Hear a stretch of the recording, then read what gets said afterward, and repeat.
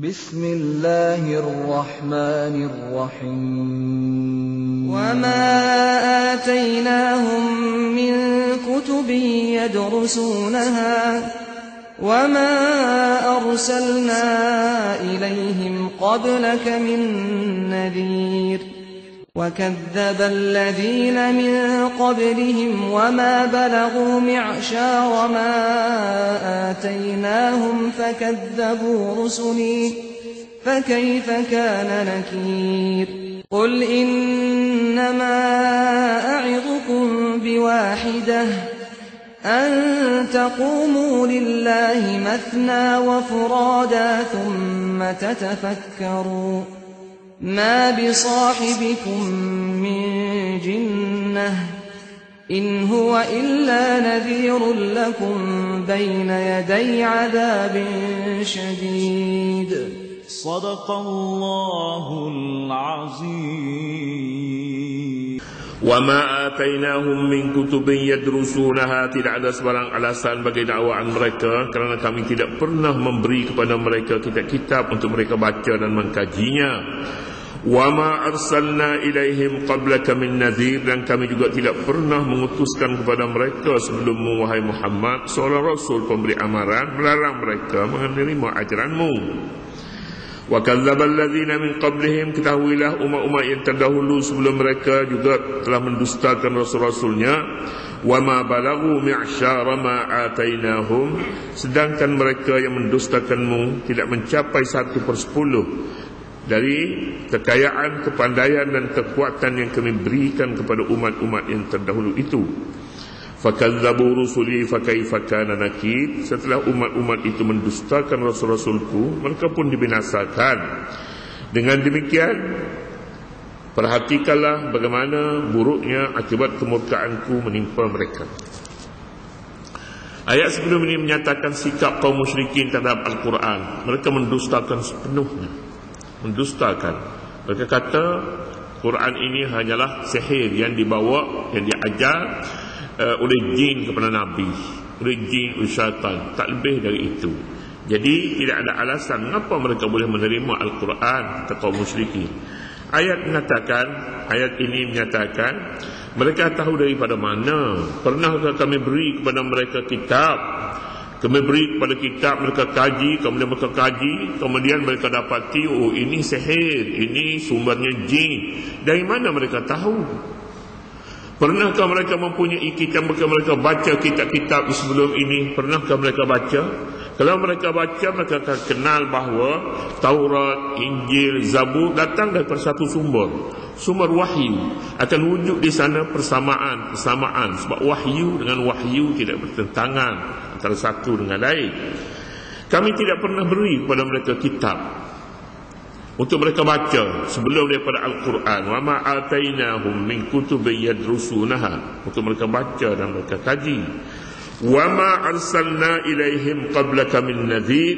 Dan kami tidak utus pula seorang rasul pemberi amaran yang melarangmu dari menerima ajaran Al-Quran ini. Tak tahu pun, tak ada rasul pun yang mengajar. Al-Quran mempertikaikan sumber mana. Sebarang isu yang ingin kita beritahu kepada umum, perlulah kita mempunyai suatu sandaran yang kukuh, sandaran yang benar. Jika tidak ada sandaran, maka kita tidak boleh keluar sesuatu, kan akan dipertikai orang. Kaum musyrikin mempertikaikan Al-Quran sedang mereka tidak mempunyai sumber maklumat. Mereka tak ada. Mereka kaum jahiliyah. Mereka mendewakan adat resam mereka, budaya mereka. Oleh yang demikian, budaya dan adat resam mereka sebenarnya tidak sejalan dengan Al-Quran. Al-Quran wahyu dari Allah. Budaya dan adat resam adalah sumbernya hawa nafsu mereka, syaitan yang di belakangnya. Oleh yang demikian, Al-Quran mencabar kumpulan ini, mencabar supaya mereka kaji dahulu, baca dahulu, faham dulu Al-Quranul Karim, apakah kandungan yang ada di dalamnya. Tidak wajar bagi seorang yang, kalau kita boleh sebut contohnya, postman datang rumah kita, laju Belajarlah surat-surat pun kita pun tanda tangan. Kita ambil tu kita buang terus. Wajarkah orang ini berbuat begitu? Baca dulu. Baca dulu apa yang ada dalam kandungannya. Baca apakah maksudnya, datangnya daripada mana, siapa sebenarnya yang menulis surat ini. Kita baca, kemudian kita buang jika kita rasa buang, perlu buang. Tetapi kalau kita Al-Quran begitukah mereka lakukan? Orang yang membuat surat sebelum daripada dia baca, ini orang yang tidak ada akal. Musyrikin tidak ada akal sebab dia buang Al-Quran sebelum daripada dia baca. Sebelum dia melihat apa kandungannya, apa isinya, apa penyelesaian diberi Al-Quran kepadanya. Tapi kalau sudah dia baca, mereka enggan juga menerima. Itu soal mereka, itu soal hidayah. Itu soal hidayah. Kaum musyrikin seolah-olahnya mereka tidak punya akal. Surat-surat yang dihantar kepada mereka, mereka buang saja. Buang. Sedangkan surat itu penting. Mereka tidak dapat membezakan di antara yang penting dan yang tidak penting. Surat ini sejauh yang mungkin dapat kita katakan kepada mereka, mereka adalah kaum buta huruf. Surat-surat sampai kepada dia buang semua sekali sebab dia tak pandai baca. Itu kita katakan begitulah. Wa ma atainahum min kutubin yadrusunaha wa ma arsalna ilaihim qablaka bin nadhir. Wa kadzdzaba alladhina min qablihim, dan ketahuilah umat-umat yang terdahulu sebelum mereka juga telah mendustakan rasul-rasulnya. Allah Subhanahu wa taala nyatakan ini bukan satu perkara yang baru. Tahu ini telah berulang. Dahulu pun ada orang yang menentang rasul. Kaum-kaum nabi terdahulu dibinasakan oleh Allah Subhanahu wa taala macam inilah juga. Mereka terima Al-Quran tapi mereka membelakangi ajarannya tanpa memahami isi kandungannya. Ini bukan kejadian yang pertama, tapi sudah banyak berlaku kejadian-kejadian seumpama ini. Wa ma balaghu mi'syara ma atainahum, sedangkan kaum musyrikin tak mencapai 1/10 pun dari kekayaan, kepandaian dan kekuatan yang kami beri kepada umat terdahulu. Umat yang terdahulu mempunyai ilmu pengetahuan, mempunyai kekayaan, mempunyai kekuatan. Tetapi mereka tidak dapat menentang kitab, perintah Rasul yang disampaikan kepada mereka, hingga mereka dimusnahkan, dibinasa oleh Allah Subhanahu wa taala. Ini cabaran namanya. Al-Quranul Karim mencabar kaum musyrikin. Ilmu yang ada pada kamu tak sampai 1 daripada 10 berbanding dengan ilmu, kepandaian, kekuatan yang diberi kepada Fir'aun, yang diberi kepada kaum-kaum nabi-nabi yang terdahulu, kaum 'Ad, Samud dan sebagainya. Mereka ini kuat, mereka ini ada kepandaian, mereka ini ada ilmu pengetahuan, mereka ini ada pengalaman. Tapi pengalaman dan kekuatan mereka tidak dapat menyelamatkan diri mereka daripada kebinasaan Allah Subhanahu wa taala apabila Allah hukumkan mereka dengan suatu hukuman untuk dibinasakan. Barangkali kita pernah pergi melawat ahram keramik di Mesir. Kalau kita pergi pun boleh jadi orang tak beritahu kepada kita. Kalau beritahu pun kita di luar tidak mempunyai persediaan sebenarnya untuk memahami. Apakah itu ahram? Ahram kubur Fara'inah, kubur Fir'aun, ahramat keramik. Bukan satu, banyak. Ini di antara perkara-perkara yang ajaib. Sampai pada hari ini pun pakar-pakar di dunia tidak dapat memahami bagaimana ia dibina. Bangunan ini dibina, di setiap sudutnya dia ada lubang, pintu, tingkap ada. Tetapi bila matahari datang, matahari tak masuk dalam. Tak masuk. Apakah bahan yang dicipta menyebabkan dia dapat mengikat cahaya matahari daripada masuk dalam lubang? Tak ada. Tak boleh faham. Hingga sampai kepada hari ini mereka tak menemuinya. Tetapi satu hari dalam setahun matahari masuk. Satu hari dalam setahun, iaitu hari kelahiran empunya kubur itu. Dan aneh tu, hari kelahiran dia tak masuk. Jadi sampai hari ini orang tak temui dia punya rahsia penciptaan barang itu. Batu itu bukan daripada batu bata yang disusun ini, tidak. Batu itu dibawa daripada luar. Daripada luar dikatakan daripada Aswan. Aswan ni kira-kira 10 km daripada Mesir, Al-Jizah tempat tu. 10 kilometer. Berapa panjang batu itu? Batu itu 8 meter. Batu pejal 8 meter. 10 kilometer daripada 10 kilometer kira-kira daripada Aswan, tempat jarak antara Ahram dengan Aswan, 10 kilometer. Soalnya kalau barang itu, batu yang 8 meter 8 meter, beratnya antara 70 hingga 80 tan. Kenderaan apa yang boleh membawanya dalam begitu jarak? Berapa lama? 6,000 tahun. Lebih daripada 6,000 tahun mulai sekarang. Lebih daripada zaman Nabi Musa. Lebih daripada 6,000 tahun dahulu. Kenderaan apa yang digunakan? Kenderaan apa? Lori sebesar mana yang dia boleh bawa barang yang seumpama itu? Ini adalah satu perkara yang ajib sebenarnya. Ajib Allah berikan kepada Fir'aun. Pernahkah kita mempunyai ilmu yang seumpama itu? Ataupun selepas daripada zaman Fir'aun, zaman pembina Ahram itu, ada orang yang memiliki ilmu dan kekuatan yang serupa? Tak ada. Tak ada.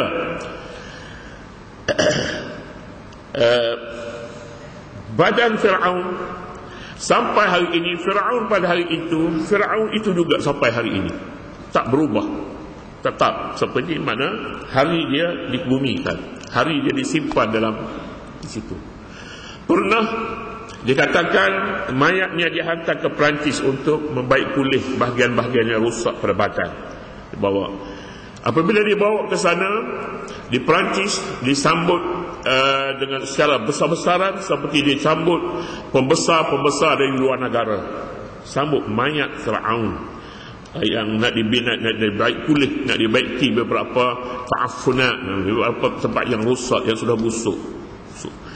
Itulah dia Fir'aun, itulah dia ilmu yang diberi Allah kepada mereka. Allah mencabar di dalam ayat ini, وَمَا بَلَغُوا مِعْشَارَ مَا آتَيْنَاهُمْ.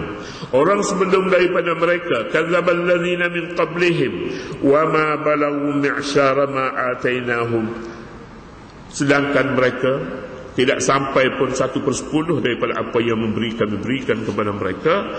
فَكَذَّبُوا رُسُلِي فَكَيْفَ كَانَ نَكِيرٌ. Mereka mendustakan Rasul-Rasulku. فَكَيْفَ كَانَ نَكِيرٌ. Bagaimana pula akhirnya kemurkaanku menimpa mereka. Inilah dia akibat daripada kemurkaan Allah, pendustaan terhadap Allah Subhanahu wa taala, dan akhirnya mereka ini dimusnahkan oleh Allah Subhanahu wa taala. قل إنما أعظكم بواحدة أن تقوموا لله مثنى وفرادا ثم تتفكروا. Katakanlah hai Muhammad, sesungguhnya aku nasihatkan kamu satu perkara saja, an taqumu lillahi masna wa furada. Hendaklah kamu berada sama ada bersendirian ataupun berdua-duaan ataupun beramai-ramai. Summa tatafakkaru, kemudian kamu berfikir tentang Al-Quran. Tidak ada lagi jalan keluar antara kita dengan Al-Quranul Karim. Kita wajib kembali kepada Al-Quran, memahami isi kandungannya, kemudian kita jadikannya sebagai pedoman dalam hidup ini. Kerana selalu kita sebutnya, barang-barang yang kita baru beli itu, kalau barang-barang yang harganya lebih mahal, kita tak boleh bawa orang jiran kita mari tengok macam mana nak pasang ni barang ni barang elektronik. Tak boleh, mesti cari buku dia, baca buku. Kalau tak faham buku, tak boleh pakai barang-barang ni, tak boleh pakai, buang saja. Akibat daripada kejahilan kita. Kawan saya dia bukan pakar, tapi dia pandai dia jauh dengan saya tak pandai. Dia tengok, dia katanya kat rumah dia banyak kali 2-3 kali orang buang komputer, dia boleh pisang depan rumah dia buang. Dia ambil setiap komputer yang orang buang tu, dia kata semuanya boleh pakai, cuma dia ada rosak sikit, dia kata dia ada rosak sikit, dibuang. Jadi kalau amalan ini yang selalu kita gunakan akibat daripada kejahilan kita, tak usah beli komputer lah sebenarnya, asyik duk buang saja. Barang ni mestinya orang nak pakai komputer, orang yang ada ilmu sedikit, jangan mudah buang. Barang itu kita beli barang RM5 kita boleh pakai balik. Kita beli RM2,000, pakai sebulan 2 bulan buang, sebulan 2 bulan buang. Jadi apa cerita ni? Ini Al-Quranul Karim jauh lebih penting, sebenarnya lebih sulit daripada barang-barang elektronik yang kita pakai dan buang itu. jauh. Oleh demikian, Al-Quranul Karim dalam ayat ini, duduklah bersama Al-Quran, bacalah Al-Quran, kajilah Al-Quran, masna wa furada, sama ada kita dengan saudara-saudara kita, 2 orang, 3 orang, atau bersendirian, baca dan faham Al-Quran. Ini satu jalan keluar untuk menyelamatkan diri. Jika tidak, kita akan mengulangi apa yang berlaku kepada umat yang terdahulu yang dibinasakan oleh Allah Subhanahu wa taala akibat mereka menentang rasul-rasul yang diutus untuk menyelamatkan mereka. A'izukum biwahidatin, hai Muhammad, sampaikanlah kepada umatmu satu perkara saja, mudah saja, satu perkara, antaqumu lillahi masna wa furada, iaitu nak kamu bersungguh-sungguh berusaha mencari kebenaran kerana Allah semata-mata, sama ada dengan cara berdua orang atau seorang diri. Kemudian berfikirlah semasa-masanya untuk mengetahui salahkah betulkah ajaranku, yakni ajaran Al-Quran. Summa tatafakkaru ma bisahibikum min jinnah. Kemudian atau soalnya kemudian kamu berfikir semasa-masanya sama ada salah atau betulnya ajaranku. Sebenarnya tidak ada pada Muhammad, ma bisahibikum min jinnah, tidak ada pada Nabi Muhammad yang menjadi sahabat kamu itu sebarang penyakit gila sebagaimana yang dituduh. In huwa illa nadhirul lakum baina yaday azabin syadid. Nabi hanyalah seorang rasul pemberi amaran kepada kamu sebelum kamu ditimpa azab yang berat di akhirat. Di dunia Allah menjanjikan tidak akan menimpakan kebinasaan terhadap umat ini seperti yang berlaku pada umat yang terdahulu. Di dunia tidak. Ini satu keistimewaan kepada umat Nabi Muhammad. Tetapi tunggu hari akhirat mereka tidak akan dikecualikan daripada azab Allah Subhanahu wa taala. Kemudian seterusnya, qul ma